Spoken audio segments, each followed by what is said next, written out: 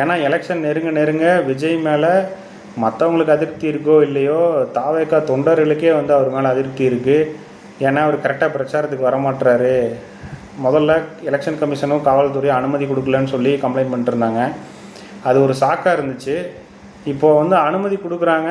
இவர் வந்து ஒரு நாளைக்கு ஒரு 5 தொகுதி பிளான் பண்ணி 5 இடம் பிளான் பண்ணியிருந்தாங்கன்னா, இவர் ஒரு 2 இடத்துக்கு போயிட்டு ஒரு 3 இடம் 2 இடத்த வந்து கேன்சல் பண்ணி விட்டுறாரு. அவரோட கன்வீனியன்ட்டுக்கு வந்து பிரச்சாரம் பண்ணிகிட்ருக்காரு. அவரோட கன்வீனியன்ட்டுக்கு பிரச்சாரம் பண்ணி அரசியலுக்கு வர்ற மாதிரி இருந்தால் அவர் அரசியலுக்கே வராமல் இருந்திருக்கலாம். ஸோ சீமான், இபிஎஸ் அவர்கள், ஸ்டாலின் அவர்கள்லாம் வந்து இந்த கொளுத்தும் வெயிலில் தமிழ்நாடு ஃபுல்லாக சூறாவளி மாதிரி பிரச்சாரம் பண்ணிகிட்ருக்காங்க. இப்படி இருக்கிறப்ப இவர் வந்து இன்னுமே பார்ட் டைம் பொலிட்டிஷியனாக இருந்தால் எப்படி வந்து இவரை நம்பி போகிறவங்க வந்துட்டு ஓட் போடுவாங்க? இவர் மேலே இருக்கிற அதிருப்தி வந்து இன்னும் அதிகம்தான் ஆகும். ஸோ தாவேக்கா தொண்டர்களான நீங்கள் என்ன நினைக்கிறீங்க அப்படிங்கிறத கமெண்ட்டில் சொல்லுங்கள். தேங்க்யூ.